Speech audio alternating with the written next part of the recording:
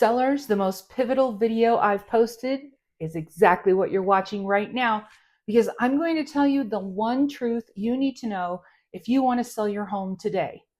Today's real estate market has stalled out. In Colorado Springs, sales prices are basically the same as last year, up 4,000 for average sales price, down 3,000 for median sales price. Days on market is higher, 35 versus 29 last July, and inventory is up almost 25% compared to this time last year. This data comes from the Colorado Association of Realtors and the Pikes Peak MLS. What I can tell you is that for July of 2025, our month supply is 3.7. Based on how things have slowed down, it will take 3.7 months to sell the 2,366 active single-family patio homes that were available that month. So here's where it gets weird. At 3.7 months of inventory, we should be sitting in a seller's market. There are only 2,366 homes available and a total population of over 490,000 people.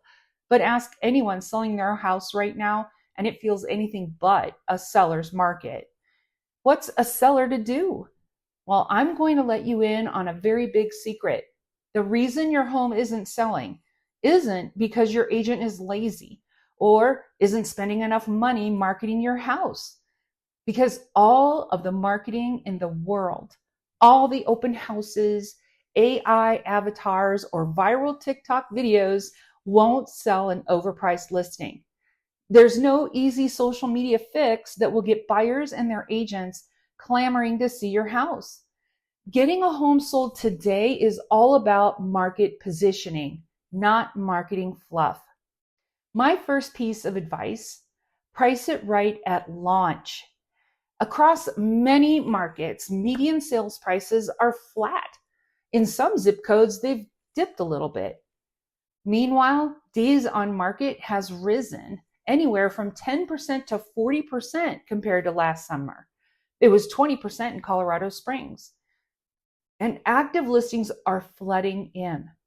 When a home is overpriced in this climate, it's like putting a do not disturb sign on it. Buyers will scroll past without booking a showing because they know better. They're looking at multiple options now, not just one or two. In July of this year, sales price was 96% of original list price in Colorado Springs, which means on a $500,000 house, sellers ended up on average being $20,000 overpriced when they initially put their house on the market. That led to 35 days on market on average and price reductions that had sellers chasing after buyers who had already moved on. That's lost time, extra mortgage payments, and you not being able to accomplish your goals, whether that was moving to be close to your kids or grandkids, getting settled for your new job, or just having that extra space you've always wanted. And it happened in what should be the busiest time of the year. When your agent shows you where your house should be priced, listen. Pricing right at launch captures buyer momentum and creates competition. A home priced well in the first week can still generate multiple offers, and that's where the magic happens. Our industry's not so dirty secret. Most marketing is for the agent, not the client. Yes, you need professional photos and online exposure, but these are amplifiers, not miracle workers. If the price is wrong, they just amplify crickets. Ask your agent the last time an open house brought a buyer for that house. NAR reports that only 4 to 6% of buyers find their home through an open house. And in most cases, they weren't even looking for that specific property. If the price is off, all an open house does is invite your neighbors in for a free cookie. When did a response to an Instagram post last translate into a showing? Here's the truth. Most marketing is for the agent, not for you. An agent I know poured $1,200 into professional video, social media ads, and catered open houses for a property priced 8% above market value. 2 months later, no offers. Once they dropped the price into alignment, the first weekend brought in 5 showings and an offer. Marketing is the support act. A house listed at the correct price is then showcased by exceptional marketing. Don't pick your agent based on the number of Facebook ads they'll make. Agents who talk extensively about how much marketing they're going to do compared to the other guys are telling you what they think you want to hear. The problem is that stressing the fancy marketing they'll do has you focusing on the one aspect of selling properties that has the least impact. Now you're thinking, well, if this guy has 10 things on his marketing plan and this other agent has 11, well, we should pick the agent who will do the 11 things, right? But it's not about 10 things or 11 things or 20 things. Getting your house sold is about only one thing: pricing. Because if it's in terrible condition and you don't want to make repairs, price will fix that. Backed up to railroad tracks, price will fix that. Price too high?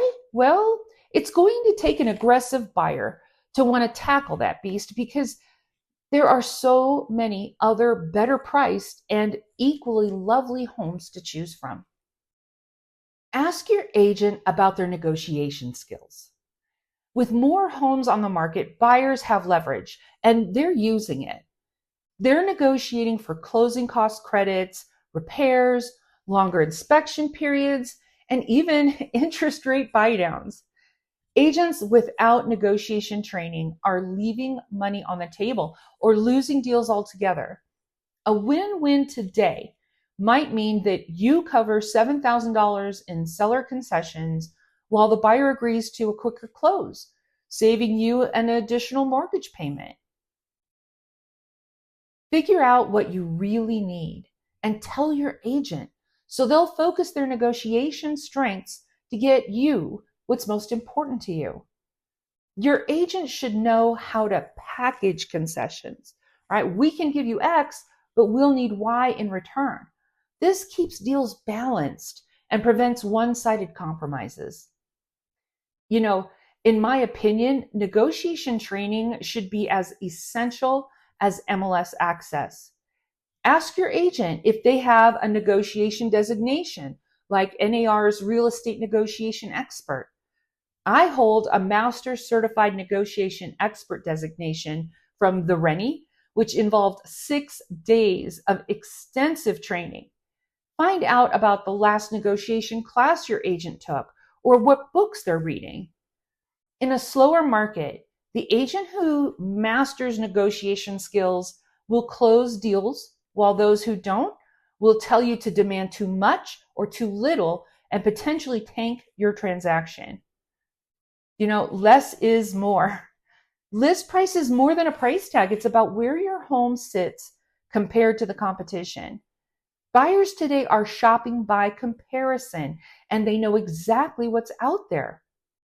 Ask your agent to share with you the active, pending, and closed listings in your neighborhood and trust the data. If 3 similar homes sold between $500,000 and $510,000, well, pricing at $525 just to see what happens is a recipe for 60 plus days on market and eventual price cuts. Pricing is a marketing decision. I tell sellers, we could price your home at $1 million, but that just means we're going to be spending a lot of time together. Consider pricing just under a psychological threshold, $499.9 instead of $507. Positioning below a key number gives buyers a value perception that gets them in the door. Your agent's negotiation skills get the price where you actually want it. Data doesn't lie.